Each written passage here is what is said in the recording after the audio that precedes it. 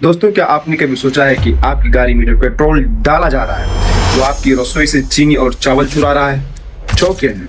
जो डर था वही होने जा रहा है। आने वाले त्योहार से ठीक पहले आपकी जेब पर ऐसा डाका पड़ने वाला है जिसकी चेतावनी हमें महीनों भर पहले दी गई थी। चीनी की कीमतें 20% तक उछल चुकी है और कुछ शहरों में यह 65 रुपए प्रति किलो पार कर गई है। लेकिन बात सिर्फ चीनी की नहीं है।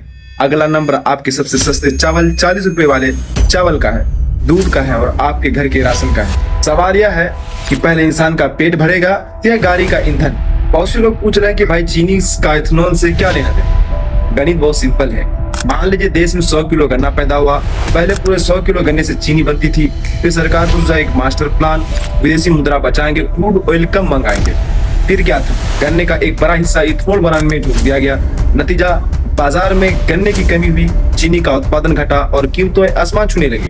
सोचिए, हम दुनिया में चीनी के दूसरे सबसे बड़े एक्सपोर्टर थे और आज नौबत आ गई है कि हमें बाहर से चीनी मंगाने के लिए प्लानिंग करनी पड़ रही है। क्या इसे ही मास्टर प्लान कहते हैं या बनी बनाई गई व्यवस्था को बर्बाद करना? ठहरिए, अगर आपको लगता है कि आप चाय पीते तो नहीं है, आपको क्या फर्क पड़ता है? तो जरा रुकिए। चीनी महंगी हो गई तो सिर्फ चाय नहीं, मिठाई, बिस्किट, बेकरी, कोल्ड ड्रिंक्स और रेस्टोरेंट का खाना पीना सब महंगा होगा। और इन सबसे खतरनाक बात सुनिए, जब गन्ने से इथेनॉल बनाना कम पड़ेगा या बंद होगा तो सरकार इथेनॉल के लिए रुख करेगी चावल और मक्के की तरफ। और इथेनॉल बनाने के लिए कोई महंगा बासमती चावल इस्तेमाल नहीं होता है। उसके लिए लगता है सबसे मोटा और सस्ता चावल, वही चावल जिसे देश के सबसे गरीब आदमी 40-50 रुपए किलो खरीद कर पेट भरता है। अगर वह चावल इथेनॉल में गया तो वही मोटा चावल 100 रुपए किलो बिकेगा। यहाँ तक कि सरकार के अपने चीफ आर्थिक सलाहकार को भी यह कहना पड़ रहा है कि रुकिए, T20 ब्रांडिंग पर आगे बढ़ने से ये सोचिए कि इसका भोजन और आम आदमी की जेब पर क्या असर पड़ेगा। यानी जो बात महीनों पहले चिल्ला चिल्ला कर मीडिया कह रही थी, वो बात अब सरकारी तौर पर सरकारी कमरों पर गूंज रही है। गाड़ी में 20% इथेनॉल मिलाया तो आम आदमी की गाड़ियां और इंजन खराब होने लगे हैं।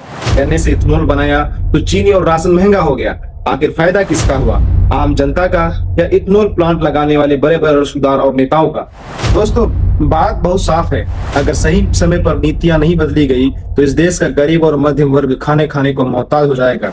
आपको इस मुद्दे पर क्या राय है? क्या आपको लगता है कि भोजन से पहले ईंधन को प्राथमिकता देनी चाहिए